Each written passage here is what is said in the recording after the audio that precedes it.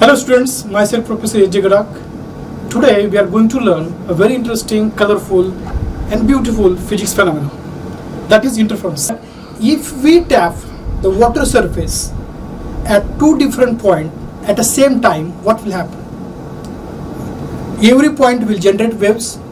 Waves travel outward, and some portion of the waves, that portion is traveling towards each other, will get mixed and will get the mixed pattern of waves, and that is nothing but the interference. Now let's move forward.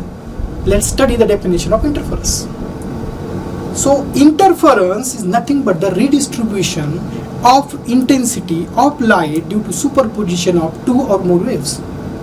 So there is a superposition of two or more waves. That's why interference is occurred. Okay. So we have to study what is superposition. What is superposition principle?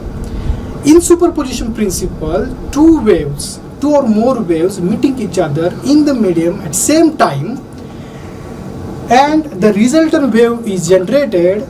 That resultant wave has an amplitude which is algebraic sum of the amplitude of individual waves. Now let's see the types of interference.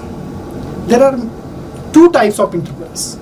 First one is constructive interference, another one is destructive interference.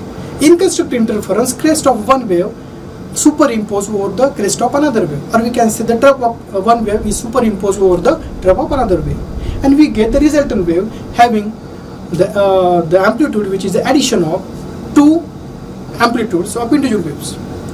Okay, so in constructive interference, intensity increases. Alright, now let's see the destructive interference. What happens in destructive interference? The intensity of light decreases, or if the amplitude of two waves are equal, and when two waves are meeting each other out of phase, that time we get nothing at the resultant. Means there is a zero intensity of resultant wave, because in destructive interference, crest of one wave is superimposed over the drop of another wave. Okay, so when waves are out of phase, that time we get destructive interference. When waves are in phase, that time we get constructive interference.